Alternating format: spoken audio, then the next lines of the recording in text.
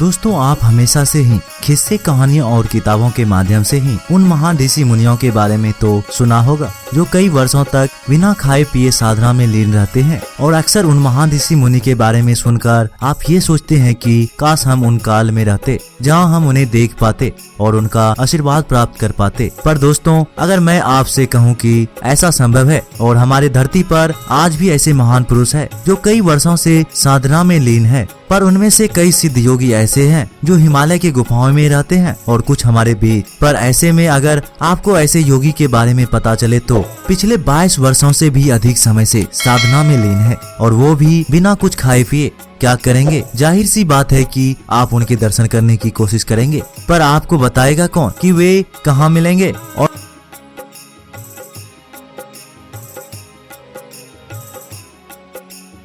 जो हमारे भारत में मौजूद है। तो चलिए इस वीडियो की शुरुआत कर लेते हैं। कौशन नारा से 19 किलोमीटर दूर देवी डुबरी पाली में एक साधारण किसान दुनिया साहू हसमती साहू के परिवार में 12 जुलाई सन 1984 को एक बालक का जन्म होता है। माँ बाप ने नाम रखा हलदार साहू, परंतु उनके पिता इन्हें सत्यम कहकर पुकारते थे। इस बालक को बाल्यकाल से ही भगवान शिव स्वप्न में दिखाई देते थे और ये बात वो अक्सर अपने माँ और दादी को बताया करते थे। सत्यम बचपन से ही अध्यात्म के तरफ रुख कर चुके थे।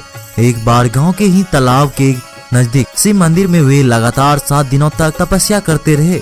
माँ बाप और गांव वाले के समझाने पर वो घर लौटे तो जरूर, मगर एक तरह से स्वयं शिव मानो उनके भीतर समा चुके हो। उसके बाद बाबा निरंतर अपने इष्ट देव में खोए हुए रहे। भगवान शिव के प्रति उसकी आस्था देखकर गांव के बड़े बुजुर्ग एवं घर परिवार के लोगों ने उन्हें सत्यनारायण नाम दिया। 14 साल की उम्र में एक दिन वो स्कूल के लिए बस्ता लेकर निकले, मगर स्कूल नहीं गया। बाबा सफेद शर्ट और खाकी पैंट के स्कूल ड्रेस में ही रायगढ़ की ओर रवाना हो गए और अपने गांव से 19 किलोमीटर दूर रायगढ़ से सटकर कोसा नारा वे पैदल ही चले गए। कोसा नारा गांव से कुछ दूर पर एक बंजर जमीन में उन्होंने कुछ पत्थर को इकट्ठा करके शिवलिंग का रूप दिया और अपनी जीव काट कर समर्पण कर दी। कुछ दिन तक तो किसी को पता नहीं चला, मगर जंगल में आग की तरह खबर फैलती चली गई और लोगों का हुजूम वहां पहुंचने लगा। कहा जाता है कि बाबा को तपस्या करते हुए पूरे 22 साल बीत चुके हैं। दोस्तों, आपको जानकर हैरानी होगी कि 16 फरवरी 1958 से अब तक तीनों मौसम में खुले आसमान में निरंतर तपस्या करते रहते हैं। बाबा किसी से बात नहीं करते हैं, मगर जब ध्यान तोड़ते हैं तो भक्त से इशारे में ही संवाद करते हैं। रायगढ़ को तीर्थ स्थल बनाने वाले बाबा सत्यनारायण के दर्शन करने वाले भक्तों के लिए अब कौशल नारा में लगभग हर व्यवस्था है, किंतु बाबा ने खुद के सर पर छाव रखने से मना कर दिया है।